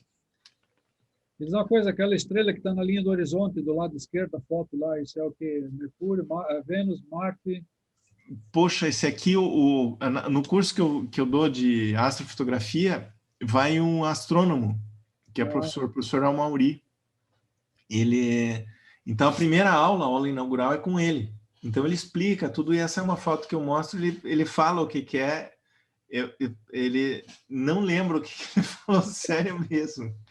Mas aqui ele mostra tudo, nossa, nebulosa não sei o quê, aqui não sei o quê, barará, ele mostra um dia aqui. Aí ele mostra aqui a constelação, eu não sei achar, viu? Sensacional as tuas imagens e a tua história, né? A gente está se encaminhando para o fim dessa live. Certamente, como o Clóvis falou, a gente tem, a partir dessa já surgiram várias ideias. E eu acho que tu deu uma ideia boa para a gente nessa primeira edição do Com Foto Brasil Afora, de uma fotografia muito voltada para o teu lugar, para o sul, para o Paraná. Isso é bem bacana. Não sei se tu quer deixar alguma mensagem final assim para os fotoclubistas que estão te assistindo. Não sei se tu já participou de fotoclube, se tu já Pois olha, conhece essa turma. Eu, na realidade, o Fotoclube do Paraná, eu cheguei a entrar no começo e tal, mas também não fiquei muito tempo. E eu fui um dos fundadores da Afinatura, né, que é a Associação de Fotógrafos de Natureza, que a associação ela foi criada por um empecilho que o governo criou com relação às fotografias em unidades de conservação. Então, eu, o Haroldo, o Luiz Cláudio Marigo, que também já faleceu, e o Gustavo Pedro, que foi quem encabeçou, a gente falou, todo mundo começou a reclamar publicamente, não sei o que tinha um grupo de fotógrafos de natureza, né? Mas era um grupo informal, assim, e aí todo mundo, porque não sei o que, não dá para fotografar em parque, por causa da instrução normativa, não sei o que, daí eu, Haroldo e o Luiz Cláudio Marigo, a gente, poxa, não dá para, sozinho a gente não tem força, né? Então vamos fazer uma associação. mas e o Gustavo Pedro, que é do Rio de Janeiro, ele é advogado, né? E fotógrafo e fotografa muito bem, por sinal. E ele encabeçou isso aí, está até hoje na diretoria e tudo mais. Essa movimentação da F-Natur foi mais ou menos em 2012, se não me engano. Teve uma exposição coletiva aqui na Bahia e eu participei de 3 edições. Tinha fotos suas, inclusive, nessas coletivas. Aquela foto da onça correndo atrás da capivara estava nessa exposição. Eu queria lhe perguntar, porque aquilo foi um movimento político, né? E agora a gente está num momento político muito pior do que aquele, né? Como é que você acha que a fotografia pode influenciar na política? Eu nunca imaginei na minha vida que o meio ambiente tivesse, não só o meio ambiente, né, mas tivesse sendo tratado como está hoje por um ministro que se diz ministro do meio ambiente. E é uma coisa assim meio estarrecedora, porque eu achei sério que com pressão eles iam tomar um caminho correto, né? Mas infelizmente não parece que quanto mais você faz pressão, pior fica, né? Então eu acho assim que uma das formas é munir por exemplo, os órgãos competentes, né, Ministério Público e tal, com as armas que a gente tem, que no caso a fotografia e denúncia. Então eu acho que porque o Ministério Público tem poder para acionar alguma coisa, fazer, a gente não tem, né? Mas a gente pode auxiliar no sentido de, com imagens, eles montarem uma defesa que seja meio irrefutável, sabe? Como aconteceu agora com essa coisa das madeiras lá, que o ministro foi querer liberar as madeiras lá, que eu acho que vocês estão sabendo, né? Então, o Ministério Público está batendo duro, né? E as imagens, nesse caso, são importantíssimas. E tanto quanto possível, publicar imagens, né, reforçando a necessidade de manter o pouco que restou, apesar de dizerem que tem muito, né? O pouco que restou de área preservada. Porque se olhar um mapa do Brasil, a Amazônia, ela em área dá mais que metade, um pouquinho mais que metade do Brasil. E a Amazônia está hoje com mais de 50% preservada, né? Bem mais. Porque não conseguiram devastar, mas não é área de preservação.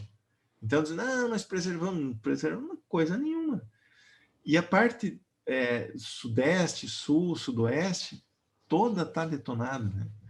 O Espírito Santo começou a ser ocupado depois que eles acabaram com os índios, que eram os carijós, se não me engano, que eram de lá. E em menos de 50 anos eles acabaram com o estado, né? Tudo que tem lá de parque hoje é nada. Então, o Paraná, Santa Catarina, Rio de Janeiro, São Paulo é um horror, né? Você vai para o interior, volta meio deprimido, né? Do ponto de vista ambiental, lógico, né? E eu acho que a única coisa é realmente tentar resgatar essa questão através da imagem, né? Eventualmente fazendo comparações. Por exemplo, eu tenho foto... Oi, desculpe.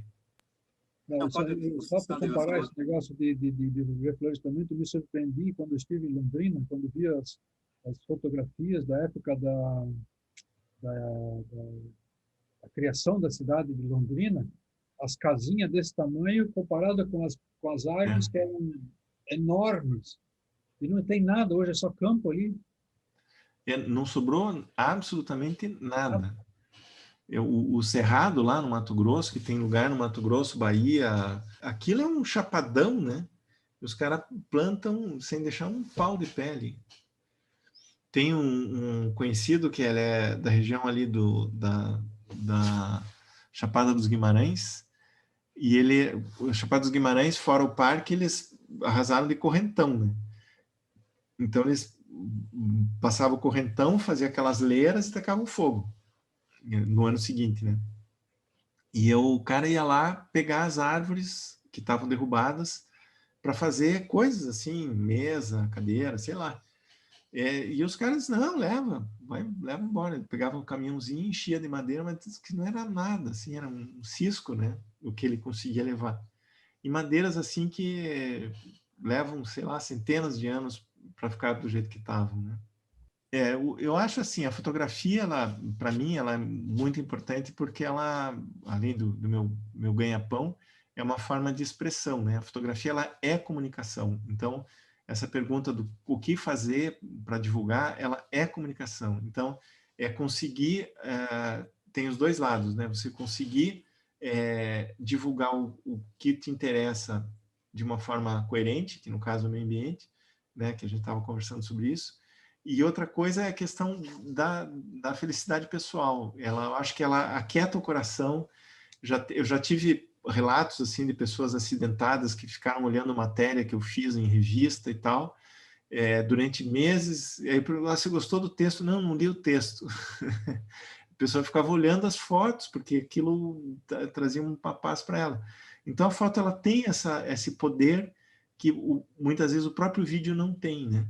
Você leva um segundo para fazer a foto e a vida inteira para olhar a foto depois, né? Então, a foto ela deve ser muito bem trabalhada, e isso é a parte boa da foto, é aquela coisa de você pré-visualizar, projetar a foto antes de fazer, né? Então, a mensagem é a seguinte: fotografem com celular, com câmera pequena, com câmera grande, mas fotografem e imprimam, né? Se for na forma desses livros, se for na forma de